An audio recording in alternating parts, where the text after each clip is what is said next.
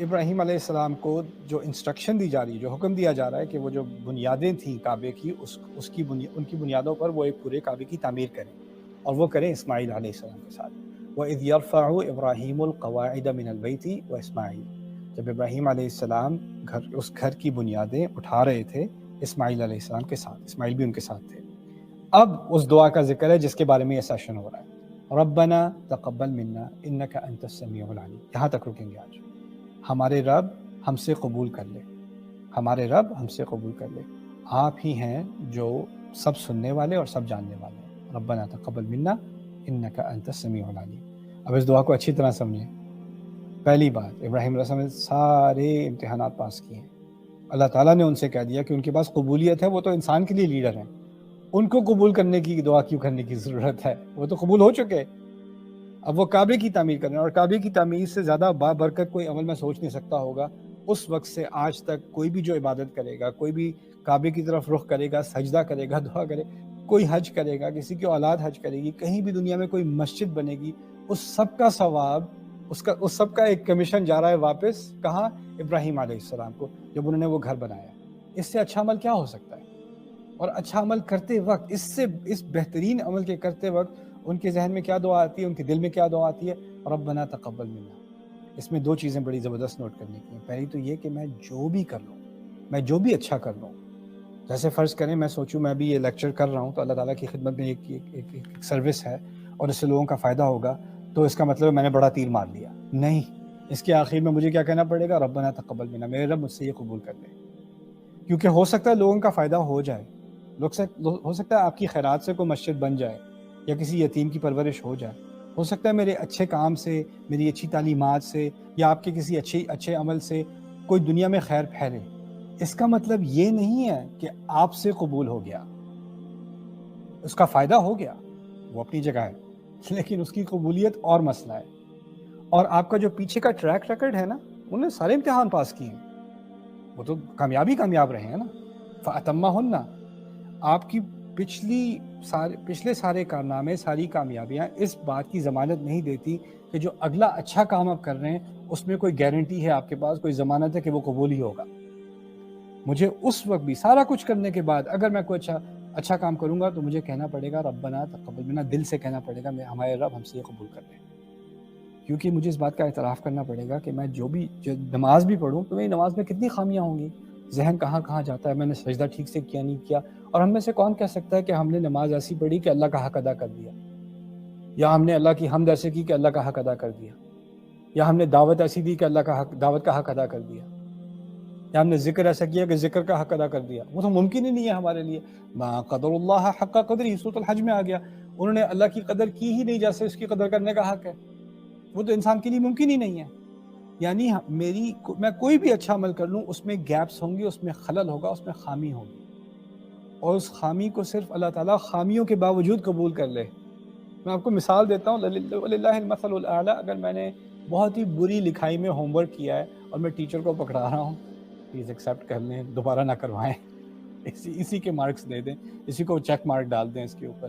یعنی میں اعتراف کر رہا ہوں کہ میری جو ٹوٹی پھجی جو میری ایفرٹ ہے اس کو بھی آپ قبول کر لیں، باوجود اس کے کہ اس میں بہت ساری خامیاں ہیں۔ ابراہیم علیہ السلام کعبہ بنا رہے ہیں، ابھی بھی ان کو پتا ہے کہ میں جو یہ اتنی عظیم انسانیت کے لیے خدمت کر رہا ہوں، اللہ کے نام پہ کر رہا ہوں، اس کی ہدایت سے کر رہا ہوں، پھر بھی کیونکہ میں انسان ہوں اس میں خامی کا امکان ہے، اور وہ خامی کا امکان میں کبھی نہیں بھول سکتا۔ اس کو نا قرآن نے اور جگہ فرمایا، تعالیٰ نے فرمایا ہے فَلَا تُزَكُّوا أَنفُسَكُمْ هُوَ أَعْلَمُ بِمَنِ اتَّقَىٰ، اپنے آپ کو پاک مت سمجھا کرو، وہ جانتا ہے تقویٰ کس کے پاس ہے۔ میں اپنے اعمال کی وجہ سے، اپنی اچھائیوں کی وجہ سے، اپنی خیرات کی وجہ سے، اپنے علم کی وجہ سے، اپنی عبادات کی وجہ سے اپنے آپ کو پاک سمجھنے لگوں نا، تو میں ابراہیم علیہ السلام کی سنت کو بھول گیا، میں ان کے دین پر قائم ہوں۔ ان کا دین کیا ہے کہ آپ جہاں جتنی بھی ترقی کر لو، سارے امتحان بھی پاس کر لو، پھر بھی اللہ تعالیٰ سے بھیک مانگنی ہے کہ اللہ قبول کر لے، ربنا تقبل منا۔ آپ ہی سننے والے ہیں، آپ ہی جاننے والے ہیں۔ یہ سننے کا تعلق دعا سے ہے، آپ دعا سنتے ہیں، آپ یہ میری فریاد سن رہے ہیں۔ جاننے کا تعلق اس چیز سے، آپ جانتے ہیں کہ میرے کام میں کیا خامیاں ہیں، آپ جانتے ہیں وہ خامیاں جن کو میں بھی نہیں جانتا، میں بھی ان سے واقف نہیں ہوں، آپ جانتے ہیں اسے۔ اس بات کی ایکنالجمنٹ ہے کہ میں سیلف رائچس نہ بنوں، میں اپنے گھمنڈ میں نہ آ جاؤں کہ میں نے بڑا تیر مار دیا، میں نے بہت کچھ اکامپلش کر دیا۔ اور یہ بہت بڑی چیز ہے کہ لوگ آ کے نا ہمارے کلچر میں ہے، خاص کر ہمارے ساؤتھ ایشین کلچرز میں ہے، تعریف کا بڑا عجیب سا آرٹیفیشل سا ایک رواج ہے کہ ماشاء اللہ سر آپ نے تو یہ کر دیا، ماشاء اللہ یہ ماشاء اللہ کہہ کے تعریفیں، جیسے کوئی انسان ایک اچھائی کے ایسے مقام پر پہنچ گیا ہے کہ اس سے اب غلطی کا کوئی امکان نہیں، وہ گریجویٹ کر چکا، ہم سب پیچھے رہ گئے، وہ آگے نکل گیا، اس کی تو جنت گارنٹی ہے۔ اچھا بھیا آپ جب جنت جائیں گے نا تو ہمارے لیے بھی کچھ درخواست کر دیں، آپ تو ماشاء اللہ جنتی آدمی ہیں، آپ کی دعا قبول ہوگی۔ یہ کیا نان سینس ہے؟ یہ ایسی باتیں ہمیں نہیں کرنی چاہیے، ایسی باتیں ہمیں سراسر نہیں کرنی چاہیے۔ پہلی بات یہ کہ آپ کسی کے بارے میں کہیں کہ جنتی ہے یا نہیں ہے، آپ کو کس نے حق دیا؟ کسی بندے کے پاس کیسے حق آیا کہ وہ رب کا جو آخر میں حکم آئے گا اس کے آگے اپنی ڈال دے کہ نہیں میری نظر میں یہ بہت اچھا انسان ہے اس لیے میں گارنٹی دے دیتا ہوں کہ یہ جنت میں جا رہا ہے، اس لیے اس سے کہہ رہا ہوں کہ یہ میرے لیے دعا کرے۔ دیکھو ذرا نان سینس۔ دوسری بات، آپ اپنے بارے میں کیا سمجھتے ہیں کہ اللہ تعالیٰ آپ کی دعا نہیں سنے گا؟ آپ بہت گر چکے ہیں، آپ کے آدم علیہ السلام کی دعا بھول گئے، ان سے غلطی ہوئی، وہ زمین تک نیچے لائے گئے، پھر بھی وہ دعا تو کر رہے ہیں نا، وہ کسی اور سے تھوڑی کر رہے ہیں، وہ کہہ رہے ہیں فرشتوں سے تھوڑی کر رہے ہیں یار تم سے تو غلطی نہیں ہوئی، تم میرے لیے دعا کر دو، وہ خود ہی کر رہے ہیں نا۔ تو مجھے تو اللہ تعالیٰ نے ایک دروازہ کھولا ہے دعا کا، اس کا مطلب یہ نہیں آپ کسی اور کے واسطے سے دعا کر رہے ہیں، آپ کو خود دعا کرنے کو کہا ہے، آپ کا براہ راست تعلق ہے اللہ تعالیٰ سے، اسی لیے فاتحہ میں نے خود کسی اور سے نہیں کہلوانا کہ آپ دعا کریں کہ ہدایت کر دیں، مجھے خود کہنا ہے اہدنا الصراط المستقیم، میں کسی سے کہلوانا نہیں ہے، میں نے خود کرنی ہے، میرا خود براہ راست اللہ تعالیٰ سے ہم کلام، مجھے اس سے ہم کلام ہونا ہے۔ تو یہاں پر ربنا تقبل منا بہت ضروری ہے۔ ایک تو ہم اپنی اچھائیوں کو بھی نہ سمجھیں کہ بڑا اچھا کام ہو گیا، نہیں، اس اچھائی کرنے کے بعد بھی اللہ تعالیٰ قبول کر لیں۔ یہاں ایک اور بات بھی سمجھ میں آ گئی، وہ کیا ہے کہ اس وقت جب وہ یہ تعمیر کر رہے تھے نا تو لاکھوں لوگ، کروڑوں لوگ، ارب لوگ نہیں تھے، وہ صرف وہی دو تھے۔ تو وہ یہ نہ سمجھے وہ صحرا کے درمیان میں، تو اب جب وہ چھوٹا سا گاؤں ہے تو وہ بنا رہے ہیں، اب کعبے کی تعمیر کر رہے ہیں، ان کے دماغ میں یہ نہیں یہاں کون آئے گا، یہاں کا تو ویدر بھی ایسا ہے، موسم بھی ایسا ہے، یہاں پہ نہ کوئی اکانومی ہے نہ کچھ ہے، یہاں پر کیوں لوگ آئیں گے، اس کو کون اپریشیٹ کرے گا؟ انسان کو ہوتا ہے جب تک کوئی لوگ تعریف نہ کر دیں، لوگ اکنالج نہ کر دیں، کوئی ایوارڈ نہ دے دیں، تو اس خدمت کا فائدہ کیا؟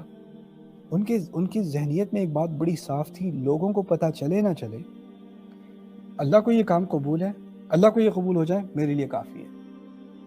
اب میں ایز اے ٹیچر یا میں ایز اے اسپیکر میں کہیں جاتا ہوں، کبھی آڈینس میں 2000 لوگ ہیں، کبھی 5000 لوگ، کبھی 10,000 لوگ ہیں، اگر میں کہیں جاتا ہوں اور 3 لوگ بیٹھے ہوئے، 2 لوگ بیٹھے ہوئے، تو میں کہوں یہ پروگرام تو ناکام ہو گیا، تو یہ اصل میں میری ناکامی ہے، کیونکہ میں بھول گیا کہ میں کر کیوں رہا ہوں، میں یہ کام کر رہا ہوں میرا رب قبول کر لے، آگے 3000 بیٹھے ہیں یا 2000 بیٹھے ہیں یا کوئی بھی نہیں بیٹھا، اس کا تعلق میرے ساتھ نہیں ہے، اس کا تعلق وہ میرا رب جانتا ہے کیا قبول ہوگا۔ ہو سکتا ہے کہ وہ 3 لوگوں والا پروگرام اللہ قبول کر لے اور وہ 10,000 لوگوں والا پروگرام اللہ قبول نہ کرے، یہ نہیں ہو سکتا، کیونکہ میں قبولیت لوگوں سے ڈھونڈ رہا ہوں، ویلیڈیشن کہیں اور سے دیکھ رہا ہوں۔ اس سے میری مینٹیلٹی صاف ہوگی کہ میں نے دنیا کو، لوگوں کے کامنٹس کو، لوگوں کے اوپینینز کو، اس کو میں نے اپنے ذہن سے مٹا دیا ہے۔